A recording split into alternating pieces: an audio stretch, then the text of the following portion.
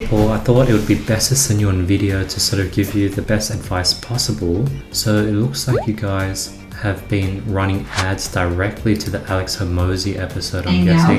And he has a YouTube channel, he hosts the podcast, The Game. 2,000. But sometimes... Okay, so it looks like you guys have been boosting this. Let's see the amount of comments, because usually you can tell 14 to 2,000. So yeah, this is most likely boosted. So I'm not too sure what you mean by in-feeds. Do you mean the display ads? Because the display is the option to have it recommended. So you know how I have YouTube Premium, so it's a bit hard to turn off my sidebar. But you want the display option is where your video will pop up next to related podcasts or videos as like a sponsored recommendation.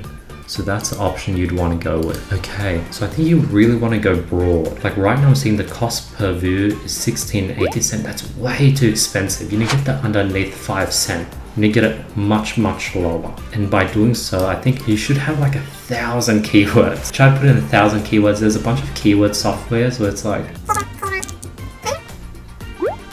a lot of these software you can just put in a keyword and it will just sort of give you a bunch that's similar. So Alex Hormozi, get results. Okay. What if you put in like business? 46. See how we're getting closer? It's like Google Business. It's not too related. I think there's better keyword software, but you should try to get like 1,000 keywords. If you go niche, this is going to get you more expensive views. I think initial numbers, this is a bit high. You want to get it under 5 cents per view. You know, right now here, you have two options. Pay a bit more and get more of a targeted audience, or go cheaper, more broad audience. Now, even if you go for the more targeted option, let's say male people from 25 to 44, you still want to get that to at least 10 cent cost per view. If you go broad, you want to get it under 5 cents.